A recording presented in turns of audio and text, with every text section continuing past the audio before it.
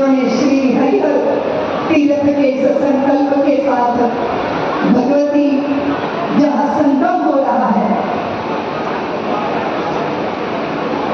महानदी और साथ में कट्टी नदी और कट्टी नदी महानदी राम राजा पर्वत का नाम है। हाँ, राम राजा पर्वत पर नाम है। आप समस्त देव का आवाहन कर रहे हैं इस क्षेत्र के लिए, संजय जी के लिए। जैसे कैलाश भैया ने कहा, खूब करतल ध्वनि करके उनको आशीर्वाद दीजिए। आशीर्वाद दीजिए कि संकल्प में जब कोई विकल्प नहीं होता तो वो संकल्प हमें सिद्धि के द्वार पर खड़ा कर देता है।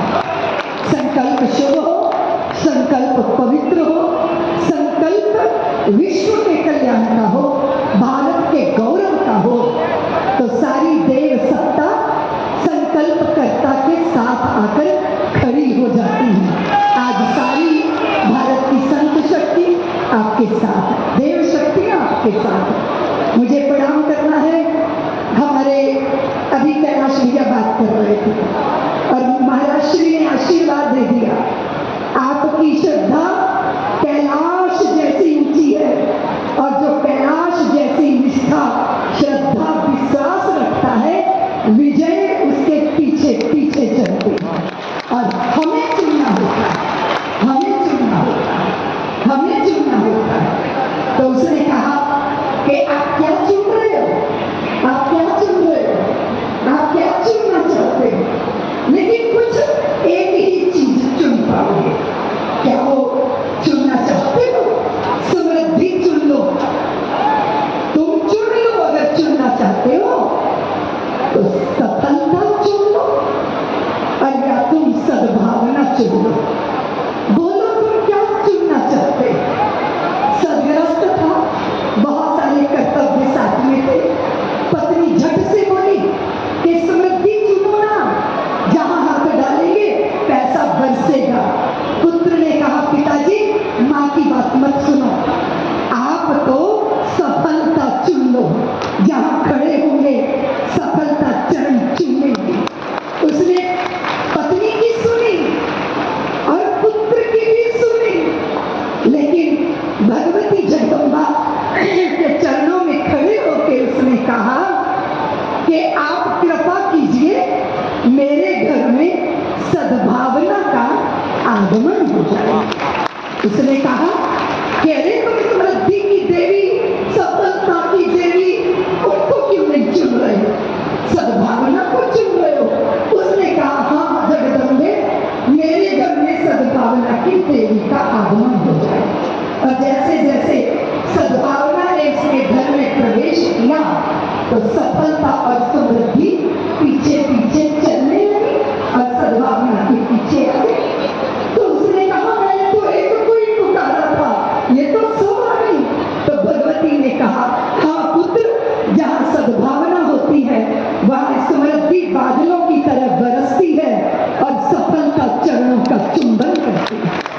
पूरे समाज के अंदर मैंने सुना कि पहले हमारे संजय भैया सोच रहे थे कि हम परशुराम जी की बड़ी प्रतिमा स्थापित करें, फिर मन में आया शबरी माँ की स्थापना करें, फिर मन में आया रुद्रदेवों की स्थापना करें, फिर मन में आया विष्णु महाविराट रूप में यहाँ विराजेंगे और ये पूरा क्षेत्र जाति और समाज में नहीं, श्रद्धा और सनातन की डोर में बंधेगा और एकजुट हो जाएगा। इसलिए ये क्षेत्र, ये तीर्थ हरिहर तीर्थ बनने जा रहा है। मैं यहाँ हमारे राणा जी विराजमान है, उनकी वाणी सुनती हूँ तो मुझे परम पूज्य दत्ता भगवान की याद आ जाती है। जय आपको मिलती हो तो मेरे हृदय का वात्सल्य झरना बन के बहने लग जाता है। मैं बहुत सारे यहाँ भारतीय जनता पार्टी के महत्वपूर्ण लोग बैठे हैं, सबकी उपस्थिति को प्रणाम करती हूँ। आप सबसे एक ही बात का निवेदन करना चाहती हूँ, भारतीयों, मातृशक्ति के कारण सनातन खिलता है। जब शीश पर तुम श्रद्धा के कलश लेके चलती हो तो तीर्थ तुम्हारे पीछे पीछे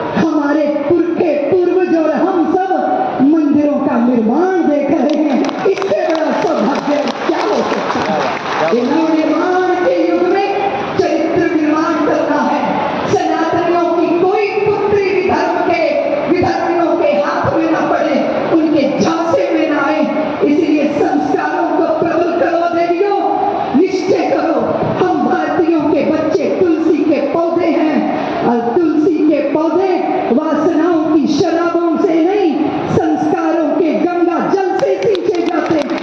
और वो जिम्मेदारी हमारी और आपकी है। पूज्य महाराज श्री के मुख से राम कथा आप श्रवण कर रहे हो। वे अपराजित पौरुष का प्रतीक है, वे सर्वे भवन्तु सुखिनः की भावना है। स्मरण रखना भारतीयों, हम यदि आपस में बट जाएंगे, हिंदू चेतना के बिंदु धुंध लाएंगे।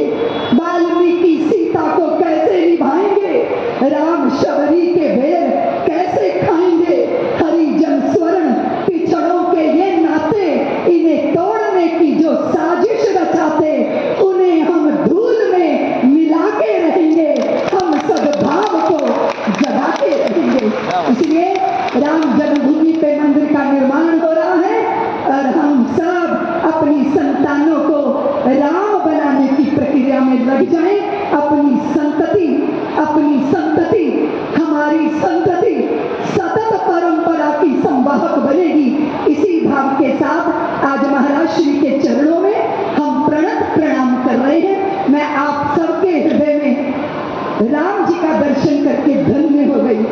संजय भैया, कैलाश भैया ने सही कहा, आपने तो कुंभ लगा दिया। ये भक्तों का कुंभ है, ये संतों का कुंभ है। ये निश्चित है कि भारत भूमि ही रहेगी। भारत भूमि जम्बू द्वीप, और जिसे आप चाइना कहते हो, वो हरिवर्ष, और ये भारत वर्ष दूर दूर तक गए थे आपके पुरखे। सारे विश्व के अंदर डीएनए भारत का ही है। और हमारी उस जाज्वल्यमान परंपरा का स्मरण करके एक बात गांठ बांध लो, सीख सुनहरी पुरखों की रखना हरदम याद। किया वक्त बर्बाद जिन्होंने, हुए वही बर्बाद। कठिन काल में वीर कभी भी पीठ नहीं दिखलाता, या तो हंसा मोती चुगता या भूखा मर जाता। शुभ कर्मों के बिना कभी भी हुआ नहीं निस्तारा। जीत लिया मन जिसने, उसने जीत लिया जग सारा। इस दुनिया का सार एक है, नित्य अबाध रवानी, अपनी राह बना लेता है खुद ही बहता पानी। आज हम व्यासपीठ पे समस्त वेदों का, समस्त उपनिषदों का, समस्त धर्म ग्रंथों का दर्शन पूज्य महाराज श्री के रूप में कर रहे हैं। भारत भूमि ऐसे संतों, ऐसे शूरों की भूमि है, और चिन्मय भगवती जगदम्बा है। उनको साक्षात प्रणाम करती हुई, दंडवत करती हुई पूज्य महाराज जी आपसे आशीर्वाद मांगती हूँ। आपकी संतानों का तेज बना रहे, हम सबकी रवानी बनी रहे, हम सबके प्रवाह बने रहे, और सनातन की जय जयकार, यानी चींटी से लेके ब्रह्मा तक में एक ही सत्ता का दर्शन करने वाली दृष्टि की जय जयकार है। इसीलिए भूमंडल को शांति चाहिए, और शांति संतों की चेली होती है, और आज हमने उसका अनुभव किया है। आप सबको प्रणाम करती हूँ, वाणी को विराम देती हूँ। जय भारत, जय श्री राम।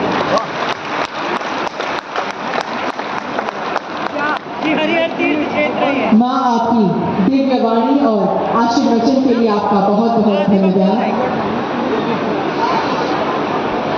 हरिहर तीर्थ गुरुरामनी वाच्यता। महाराज जी, मुझे हरिहर तीर्थ की जय जयकार करवानी है। बोलिए श्री हरिहर तीर्थ जी की, हरिहर महातीर्थ की, श्री हरिहर महातीर्थ की। माँ आपकी शुभकामनाएं, आपके आशीर्वचन बहुमूल्य है। श्री हरिहर तीर्थ परिकल्पना को साकार करने के लिए हमें सभी संतों और भक्तों का आशीर्वाद चाहिए। आज हमारे साथ पधारी हैं फोन पे पैर न लग जाए। पद्मश्री से सम्मानित भोज अवधि और बुंदेली लोक गायिका माननीय अवस्थी जी। बहुत बहुत तालियों के साथ श्री हरिहर तीर्थ क्षेत्र में हम उनको सम्मानित करना चाहेंगे। उनकी मानक उपस्थिति के लिए उनका धन्यवाद करना चाहेंगे। वे आज राम कथा और आरती के पश्चात यहाँ गीतों की शानदार प्रस्तुति करेंगी इनका परिचय कराओ। और हम सबको उनके सुर और ताल में मालिनी जी, मालिनी जी, आपको महाराज ये आपकी बुआ तुम्हारा जी,